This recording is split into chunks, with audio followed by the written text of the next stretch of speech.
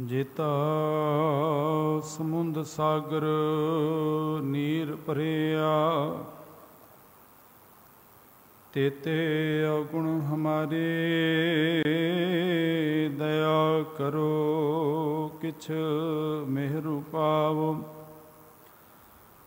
डुबदे पत्थर तारे दया करो किछ मेहरु पाव। डुबदे पत्थर तारे जियड़ा गन बराबर तपै, भीतर वगे काती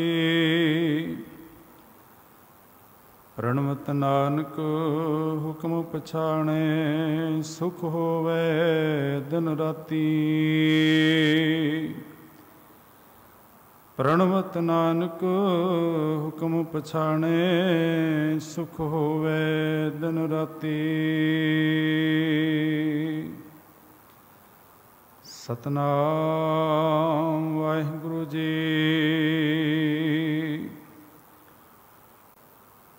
जां कुआरी तां चाओ, विवाही तां मामले। फरीदा एहो पछोताओ, वत कुआरी ना थिए। फरीदा एहो पछोताओ, वत कुआरी ना थिए। वाहिगुरु जी का खालसा, वाहिगुरु जी की फतेह। परम सन्मानयोग सतगुरां दी पावन पवित्र निघी गोद अंदर जुड़ बैठे सतसंगी जनों, वड्डियां भागां वाले हो। अमृत वेले दे पावन दीवाना दियां हाज़रियां भर के आप जी अपना जन्म सफला कर रहे हो। आप जियां ने अमृत वेले रब्बी बाणी दे श्री सहज पाठ साहिब की संपूर्णता दी हाज़रियां भरियां। उपरंत बाणी दे कीर्तन होए ने। समा है गुरमत विचारां दा। लड़ीवार विचार दे विचों अज बाबा फरीद साहब जी का 63 नंबर का सलोक है। बाबा फरीद साहब जी ने इस पावन सलोक अंदर जो रहमत की है, वो बाबा फरीद साहब कहते ने, फरीदा जां कुआरी तां चाओ, विवाही तां मामले। मनोबिरतियां नूं आप जी इकागर करो, जो शब्द की रोशनी दे अंदर गुरमत का सिद्धांत जो है वो दृढ़ कर सकीए। बाबा फरीद साहब ने अज एक उस बच्ची दी, लड़की दी एग्जाम्पल दे के परमार्थ के राह के उपर इंसान नूं तोरिया है। बाबा फरीद साहब कहते ने कि जां कुआरी तां चाओ, कि जदों कोई बच्ची कुआरी है, अजे उदा विआह नहीं होया, पर जदों सुहागण इस्त्रियां वल देखदी है, उसदे मन के अंदर भी सुहागण बनन दा चाव पैदा होंदा है। जदों सुहागण इस्त्रियां दे तन दे उपर पाए हुए कपड़ियां नूं देख के, उन्हां दा कीता होया शिंगार देख के कुआरी बच्ची दे मन दे विच, कुआरी लड़की दे मन दे विच भी सुहागण बनन दा चाव पैदा हुंदा है। ते बाबा फरीद साहब कहंदे ने, जां कुआरी तां चाओ। अगे फिर आखदे ने कि विवाही तां मामले। जिस दिन उसका विआह हो गया, जिस दिन वो बच्ची विआही गई, ते बाबा फरीद साहब आखते ने फिर संसार दियां ग्रस्त दियां जिम्मेवारियां मुसीबतां इतनियां पईयां कि फिर वो आखदी है कि ये ते जंजाल है, मैं ते कुआरी ही भली सां। बाबा फरीद साहब ने आख्या कि जां कुआरी तां चाओ, विवाही तां मामले। जिस दिन उदा विआह होया, किसी गृहस्थ जीवन के अंदर निर्वाह कर लगी, ते परिवार दियां जिम्मेवारियां सिर दे उपर पईयां, ते अज उसनूं बाबुल दा घर, मां पे दा घर वो याद आंदा है कि उत्थे बेफिक्री दे नाल जीवन बतीत कीता। ना उठण दा कोई फिक्र सी, ना खाण दा कोई फिक्र सी, ना होर कोई सिर दे उपर कोई चिंता सी। बेफिक्री दे नाल बाबुल दे घर, मां पिता दे घर उसने जीवन बतीत किया। पर सच है जिस दिन वो बच्ची विआही गई उस दिन सीस दे उपर बड़ियां जिम्मेवारियां पईयां। हुण हसन दे उपर भी पाबंदी है, हसना भी किवें है, तुरना किवें है, ते घर दियां होर जिम्मेवारियां नूं निभांदियां होइयां मन दे अंदर सोचदी है कि कुआरी सां ते ओ समां भला सी, अज ते जिम्मेवारियां इस संसार दा जंजाल बड़ा पै गया। बाबा फरीद साहब ने देखो संसार दा एक दृष्टांत दिता है। आखते हैं कि जां कुआरी तां चाओ, विवाही तां मामले। फिर अगे आखते ने कि फरीदा एहो पछोताओ कि हुण ए पछतावा है कि वत कुआरी ना थी है। हुण ग्रस्त जीवन का निर्वाह करदियां होइयां वापस कुआरापन नहीं आ सकता। हुण ग्रस्त जीवन दीयां जिम्मेवारियां दे विच ही जीवन बतीत करना पेगा। जो कुआरापन जो बच्ची दा गुजर गया, हुण ग्रस्त जीवन दे विच वापस कुआरापन नहीं आ सकता। हुण इस श्लोक दे अंदर ये पद अर्थ ने अंतरीव अर्थ जदों असीं लवांगे ते बाबा फरीद साहब आखदे ने कि जीव संसार दे च विचरदियां होइयां दुनिया दे सारे सुख भोगे, दुनिया दे पदार्थां दे विच रसां दे अंदर खचित है, जिवें एक कुआरी काया जां एक ओ इंसान जिहदा अजे विआह नहीं होया। पर सच है कि जदों ओ गुरमुखां नूं देखदा है जो प्रभु दे प्रेम दे अंदर रंगे होए ने, मालिक दी भगती दे नाल रंगे होए ने, ते मन अंदर चाव आया कि इंसान तू भी रब दी भगती कर, तू भी मालिक दे दसे हुए राह दे उपर तुर। ते जिस दिन मालिक दे राह दे उपर चलिया, पहला जीवन ओ कुआरा जीवन सी, जदों कोई चिंता कोई फिक्र नहीं, जदों रब दी भगती दे नाल मालिक दी बंदगी दे उपर दसे हुए राह दे उपर तुरिया, ते उस वेले फिर हिरदे अंदर पता लगा कि तड़फ की है। उस दिन पता लगा कि अंदर दा दर्द की है, इंसान तेरा संसार च आने का मनोरथ की है कि भई प्राप्त मानुक दे हुरिया गोबिंद मिलन की यह तरी परिया। देखो पढ़ लेना रहरास ते च वखरी गल है, पर इसनों मन लेना कि वाकई इंसान तू संसार दे च आया की करन है, ये उस दिन पता लगेगा जदों हिरदे अंदर बिरहा पैदा हो जाए। ते बाबा फरीद साहब जी ने इस श्लोक उच्चारण किया है कि बिरहा बिरहा आखिए बिरहा तू सुल्तान। इत्थे बिरहे नूं सुल्तान किया है, बिरहे नूं राजा किया है। क्यों? क्योंकि बिरहा एक बहुत वड्डी दात है कि जदों मनुख नूं ये समझ आ जाए कि इंसान तू संसार दे विच आया की करन है, तू रब तो विछड़िया होया है, बस ये गल समझ आ जाए। बाबा फरीद साहब आखते हैं कि बिरहा सुल्तान है, जे जित तन बिरहो ना उपजै सो तन जान मसान।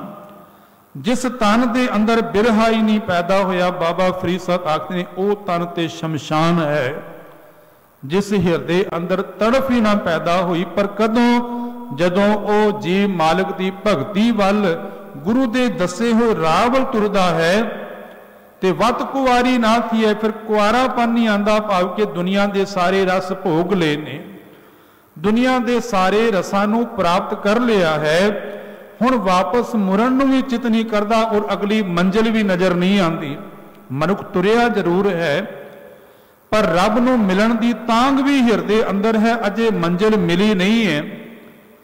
ते दाने मनुख कहते हैं कि जदों मनुख इस राह दे उपर तुरे ना, सच जानना, उहदे शरीर दे कुछ भाव उहदे जीवन अंदर प्रगट होंदे ने, जिस दे नाल पता लगदा है कि रब दे प्रेम दे अंदर वो रंगिया होए। सब तो पहला वो थोड़ा खांदा है, थोड़ा सौंदा है, फिर बहुता वो बोलदा नहीं, मालिक दे नाम दे विच ही कदे रोण लग जांदा है, अखां दे चों हंझू आ जांदे ने। ते इत्थों तक विद्वान ये बयान करते हैं कि ठंडे होके लैंदा है, ठंडे होके लैंदियां हुइयां हर वारी मुख तो वाहिगुरु वाहिगुरु की सिफत उन्होंने हिरदे च निकलती है। बाबा फरीद साहब आखते ने कि बिरहा बिरहा आखी है, बिरहा तू सुल्तान, कि हे बिरहा तू सुल्तान है ते सच है कि जिन्हां दे हिरदे अंदर बिरहे की सिक पैदा हुई ना, बिरहा एक बहुत वड्डी दात है, ये प्रेम है बिरहा। ते आप सियाने बैठे हो, देखो जे प्रेम निवाण वाल चला जाए, वासना वाल चला जाए तो जीवन नू खुआरी कर देंदा है, मनुख नू अर्श तो फर्श वाल लैके आ जाता है। पर जे ये प्रेम मालिक दे प्रेम दे वल अध्यात्मिक वल तुर जाए तो मनुख नू फर्श तो अर्श वाल भी लै जाता है। सतगुरु महाराज ने बाणी दे अंदर कुछ एग्जाम्पल दिते ने। सतगुरु महाराज आखते हैं कि सूरज के चढ़न की देर है, कमल का फुल खिड़ गया। हुण कमल का और सूरज का संबंध है, वो खिच है हिरदे की। हुण बाहर तो भावें इतनी मर्जी लाइटां वालियां जान रोशनी की जाए, कदे कमल खिड़ेगा, कदे नहीं खिड़ सकता। पर सूरज की चढ़न की देर है, कमल ने अपनिया पंखड़ियां नूं खिलार देना है। अगे सतगुरु महाराज आखते ने कि भवरा भवरे नूं कमल ने कोई सदा नहीं दिता, पर भवरा आके कमल दियां पंखड़ियां दे आके सुगंधी लैंदा है। कदों उन्हें पंखड़ियां संध्या वेले बंद कीतियां, भवरे दे जीवन का अंत हो गया। सदियां तू वो भवरे कमल फुल दे अंदर अपने जीवन का अंत कर रहे ने। उन्होंने निर्णय किया कि यह कमल सानू मौत देंदा है, अज तो बाद इहदे कोल नहीं जाना। फिर भवरे जाते ने। पतंगा लाइट के उपर जाके अपने आप नू फना करता है परवाने की तरह, ते बाहर तो जे कोई नकली दीवा बाल के सी रख दिए कि उथे पतंगा आएगा। भाई साहब भाई गुरदास जी आखते हैं कि पतंगा उथे नहीं आएगा, लाइट दगाण की लोड़ है, लाइट जगी नहीं कि पतंगा उस लाइट के कोल आके लग जाएगा, क्योंकि ये अंदर दा प्रेम है।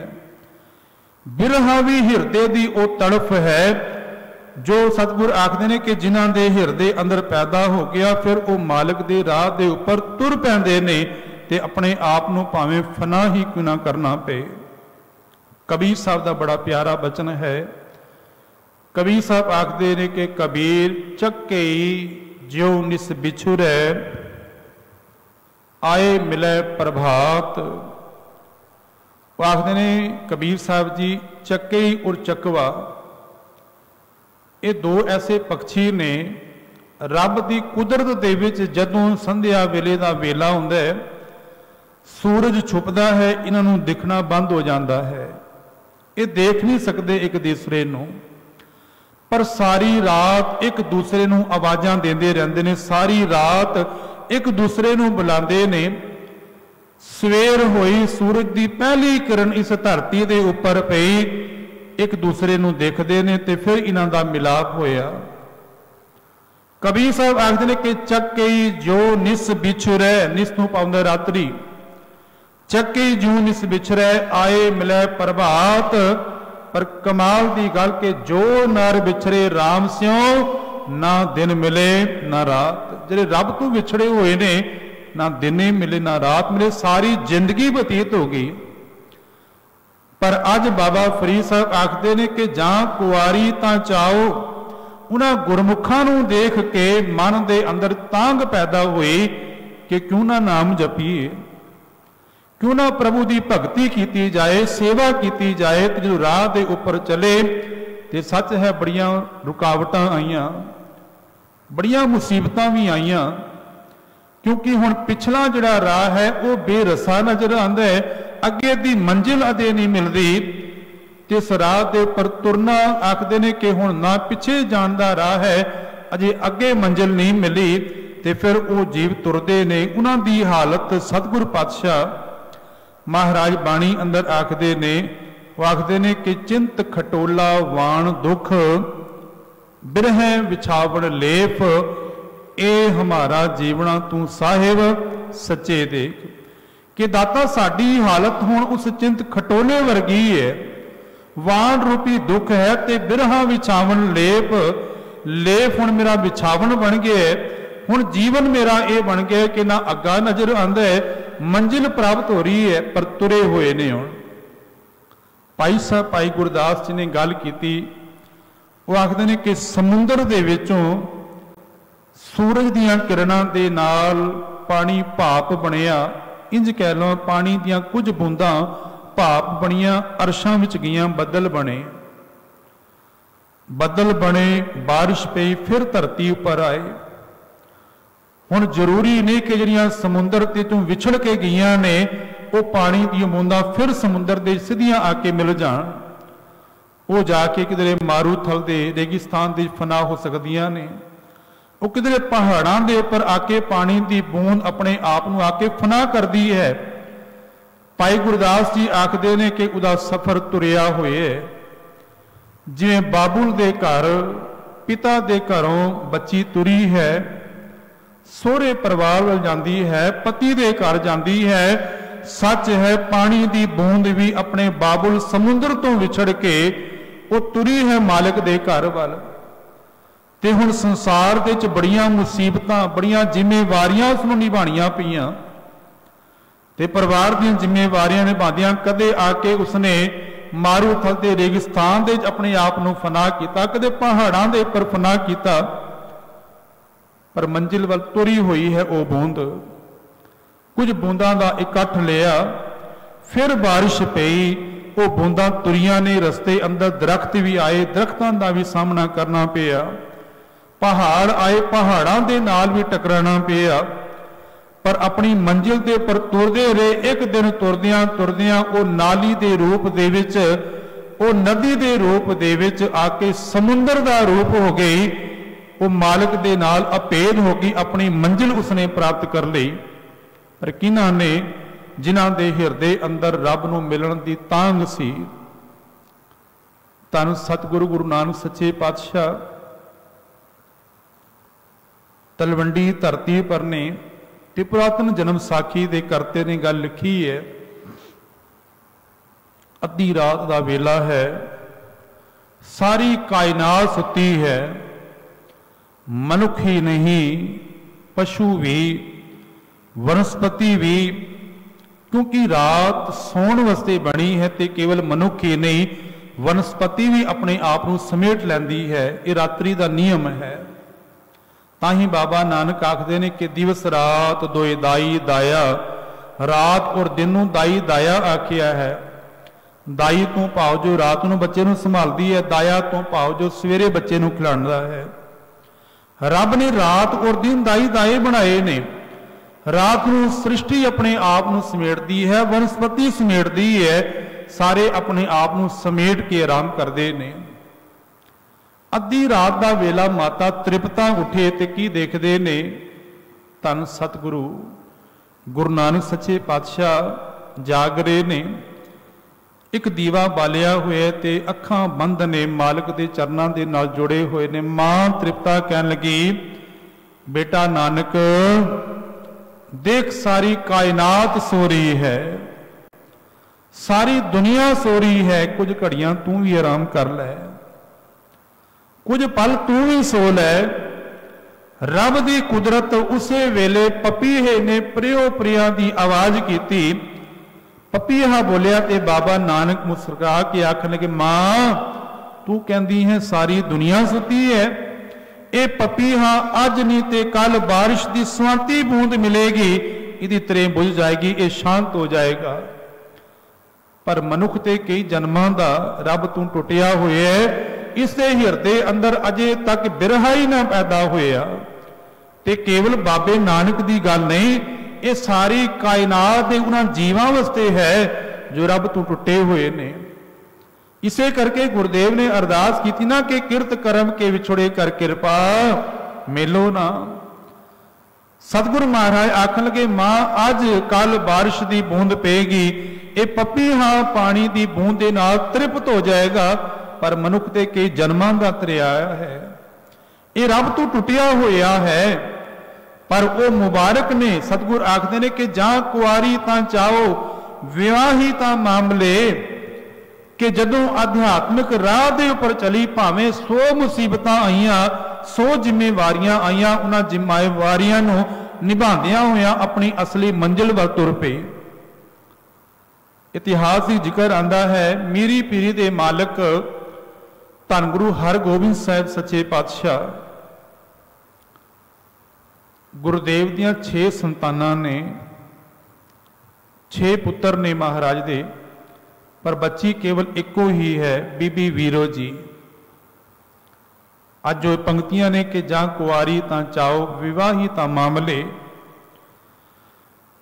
5 साहिबजादे ने मीरी पीरी दे मालिक दे, सब तो वड्डे बाबा गुरदित्ता जी, अणी राय जी, अटल जी, सूरजमल जी, गुरु तेग बहादुर सच्चे पातशाह, 5 साहिबजादे ते 5 भरावां दी भैन बीबी वीरो जी। अज जदों उन्हां दा विआह होण लगा साध जी दे नाल, जो जवाई ने उन्हां दा नाम साध जी है, ते 5 भरावां ने बड़े सदरां दे नाल अपनी भैन दा डोला चुकिया ते घर तों डोला कुछ दूरी पर जाके उतारिया। ये पंजाब दी परंपरा रही है। डोला चुक के 5 भरा कुछ दूरी दे उपर लैके गए ते उत्थे पिता धन गुरु हरगोबिंद साहिब महाराज ने अपने जिगर दे टुकड़े बीबी वीरो जी नूं गल नाल लाया ते आखण लगे, बेटा अज तो बाद तू सोहरे घर जा रही है ते गल एक ख्याल रखी कि तेरे पिता दा घर बहुत वड्डा है, इत्थे राजे महाराजे आके नतमस्तक हुंदे ने, इसदा हंकार नहीं करी। अपने पति की जाके सेवा करनी है, सस सोहरे का तू सन्मान करना है पिता दे तो लिए। देखो इतिहास दे चों बड़ियां सानू सिक्खियां मिलदियां ने जो असीं अपने बच्चियां नूं दे सकदे हां। इतिहास सानू जीवन की रूहानियत दिंदा है। मीरी पीरी दे मालिक उन्हां तों वड्डा बादशाह कौन होएगा, पर वो अपनी बच्ची वीरों नूं कह रहे हैं कि अज तो बाद सोहरे परिवार जा रही है, तेरे पिता दे घर राजे महाराजे आके नतमस्तक होंदे ने, इसका हंकार नहीं, सस सोहरे दी रज के सेवा करनी है। ते एक गल ख्याल रखी, मेरे कन्नां दे च इह आवाज ना पे कि धन गुरु हरगोबिंद साहिब महाराज दी सपुत्री सस सोहरे दी सेवा ना कर सकी। माता दमोदरी जी आए, माता दमोदरी ने कहा कि बेटा सवेरे अमृत वेले उठ के परिवार दे सारे जियां तो पहला तू उठना है। देखो जदों कुआरी सी ते अदों भावें संसार दी कोई फिक्र नहीं, कोई चिंता नहीं, पर जदों विआही गई बड़ियां जिम्मेवारियां ने। मैं पहला कहा उहदा जीवन जीण दा ढंग बदल जाता है विआह तो बाद। माता दमोदरी जी कहन लगे कि परिवार दे सारे जियां दे उठण तो पहला तू उठना है, मालिक दी बाणी दे नाल सांझ पानी है, रब्बी बाणी दा पाठ करना है और खोटी संगत नहीं करनी। अपने घर दी गल बाहर दे लोकां दे नाल चंगी मंदी जड़ी है वो नहीं करनी। एक गुण दे के तोरिया माता दमोदरी जी धन गुरु हरगोबिंद साहिब सच्चे पातशाह ने बीबी वीरो जी नूं। ते अज बाबा फरीद साहब भी ये रहमत करते हैं, आखते हैं कि जां कुआरी तां चाओ विवाही तां मामले, फरीदा एहो पछोताओ वत कुआरी तां थी है। कहने कि वो जदों कुआरी तू व्याही गई, हुण गृहस्थी जीवन तो बाद पहले वाला चाओ नहीं, हुण ते अगाहां कूतरंग है। ते कबीर साहब आखते ने कि करवत भला न करवट तेरी, ला गले सुन बिनती मेरी, दाता कृपा करी। हुण आरा प्यारा लगदा है पर तेरा करवट नहीं चंगा लगदा, तू मेरे वालों करवट कर ले, मेरे वालों पासा कर ले, मैनू ये नहीं पांदा। करवत भला न करवट तेरी, ला गले सुन बिनती मेरी, हों वारी मुख फेर प्यारे, करवट दे मुको काहे को मारे। जे उस अध्यात्मिक राह ते पांधी बने हाँ ते मालिक कृपा करके अपने चरनां नाल मेल लई। अज दे इन्हां पावन श्लोक दे अंदर बाबा फरीद साहब जी ने ये बचनां दी सांझ कीती है।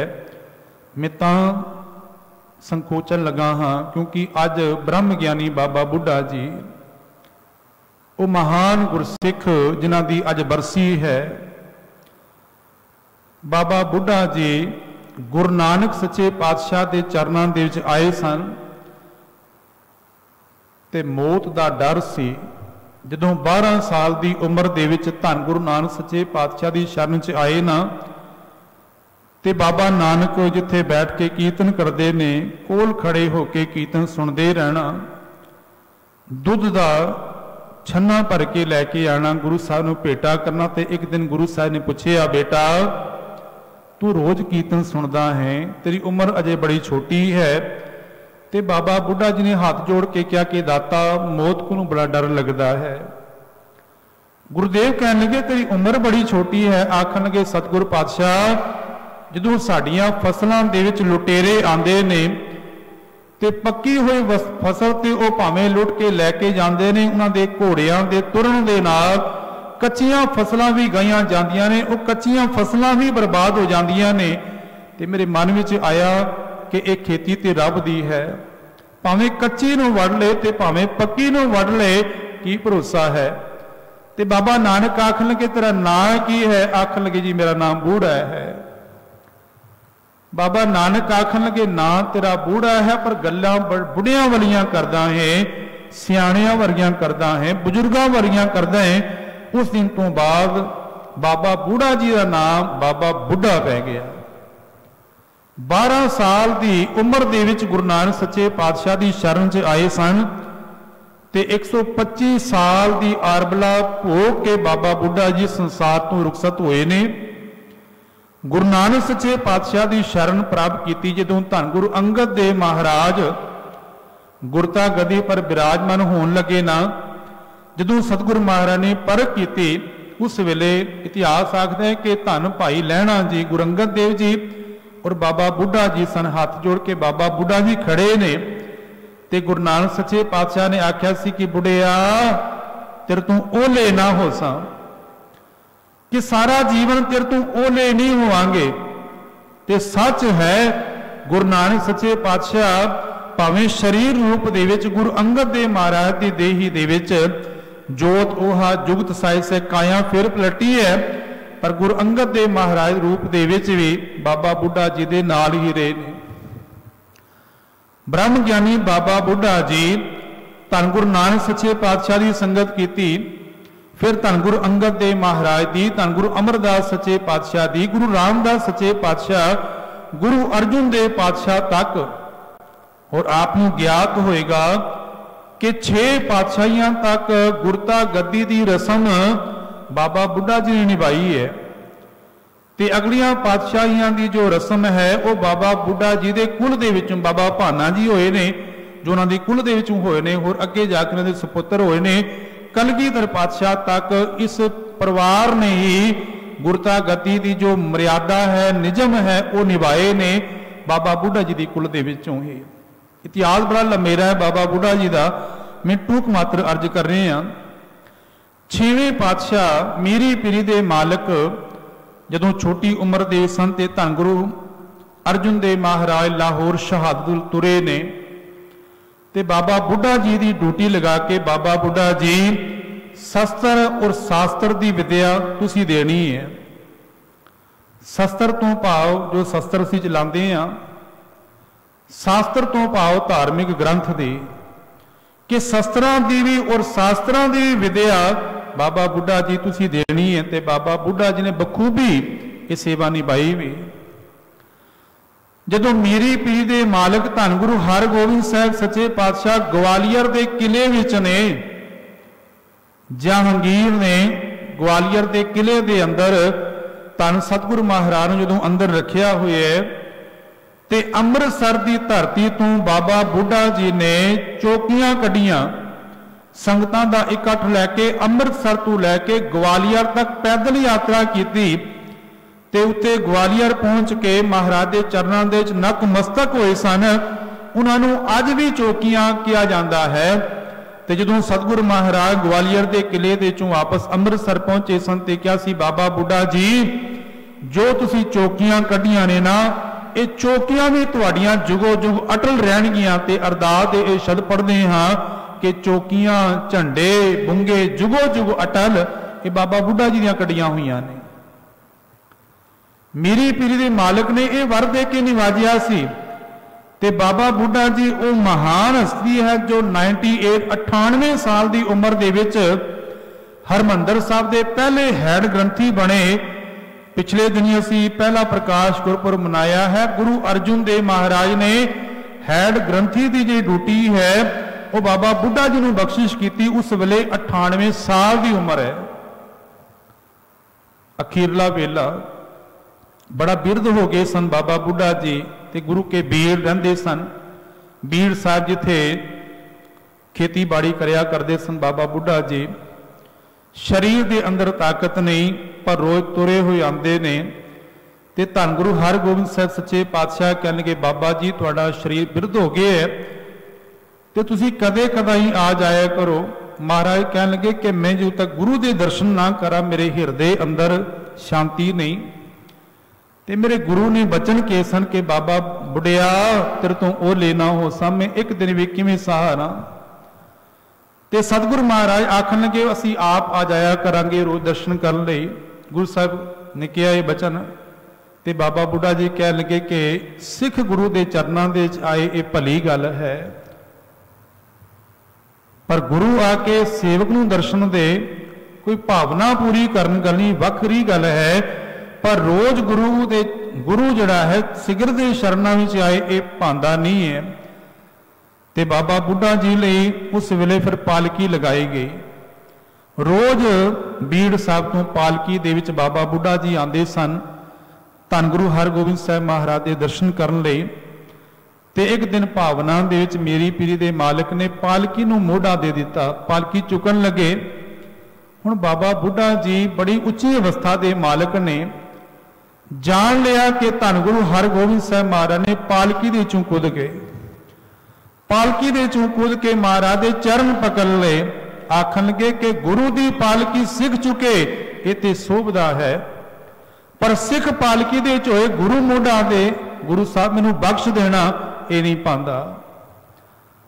ते रोज ही सतगुरु महाराज के दर्शन करने पालकी दे आया करदे सन। अखीरला वेला समा संखेप है तां मैं अर्ज करने अखीरले वेले फिर महाराज नूं चिट्ठी पत्र बेनती भेजी कि अखीरला वेला है सतगुरु महाराज आप आए। अज आप बाबा बुढ़ा जी का सीस अपनी गोद दे चले आ। सारी रात ब्रह्म दियां गल्लां हुंदियां रहियां। अमृत वेले बाबा जी ने चलाना किया वैसे सारी रात ब्रह्म दियां गल्लां ते विधि चंद ने एक गल की कहन के बाबा बुढ़ा जी गुरु नानक सच्चे पातशाह तो आप जी ने गुरु पीरां दे दर्शन किए ने कोई उपदेश दिओ।